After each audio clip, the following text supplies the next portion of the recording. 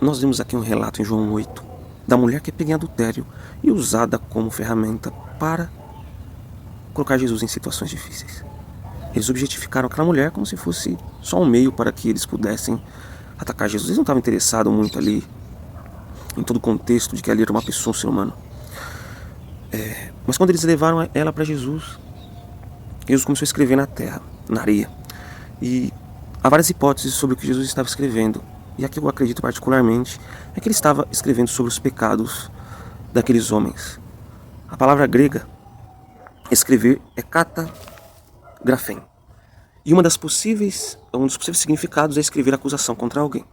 Isso é coerente com a resposta de Jesus depois também, que ele fala, olha, quem nunca teve pecado, que atire a primeira pedra. Então aquele que podia ter condenado, o único que podia ter atirado a pedra, ele perdoou.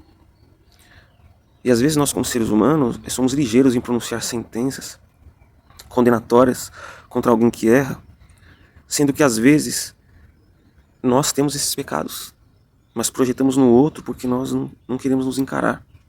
Então, frequentemente, muitas pessoas condenam os pecados de outras, mas quando se é olhado para a própria vida delas, elas cometem esses pecados ou muito piores. Todos ali deveriam ser apedrejados por Jesus, se fosse seguir esse critério. Todos ali deveriam estar unidos junto com a mulher, e Jesus deveria pegar pedra por pedra e apedrejar a todos. Até porque Jesus ele resumiu a questão do adultério também no pensamento. Um pensamento impuro, você já adulterou com ela. Então, olha como as questões são complexas. E aí você pode perguntar, mas foi punido esse pecado? Foi punido. Uai, mas a mulher, Jesus falou para ela, eu não te condeno, vai, não peques mais. Os fariseus foram embora. Jesus não apedrejou ela, mas ele foi punido em Jesus Cristo. O pecado ele foi punido, o pecado não ficou impune. Ele só mudou quem sofreria a punição. Quando Jesus morreu na cruz, ele carregou todos os nossos pecados, inclusive os pecados daquela mulher.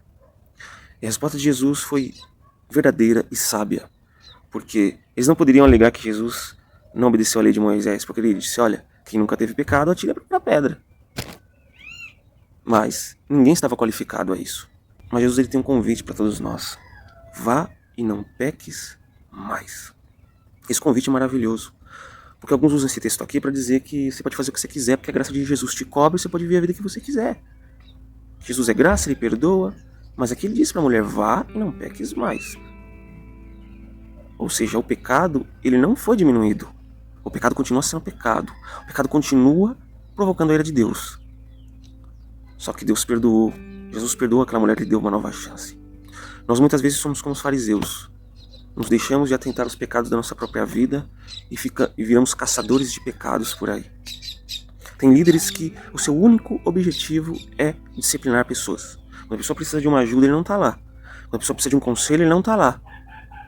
Mas quando a pessoa precisa de uma punição, ele é o primeiro a aparecer. Irmãos que nunca foram visitar o outro, aparecem lá só para aplicar a disciplina. Será que isso é correto?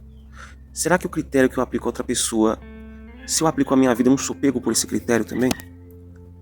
Lembre-se que, na medida que nós julgarmos, nos julgarão também. Que possamos ter sabedoria. Não de deixar de tratar o pecado como pecado, não é isso. Mas de deixar o julgamento para Deus. Porque só Ele sabe os contextos, a esfera, as dificuldades de cada um. Ele tem acesso a informações que nós não temos. Então, a ira do homem não produz a justiça de Deus. As pessoas não são ferramentas. As pessoas têm sentimentos. As pessoas têm os seus conflitos. Então evite tratar as pessoas como ferramenta, como objeto. Eu vou lá e disciplino ela e já está tudo certo. E deixo ela lá e tudo bem. Não, não é assim.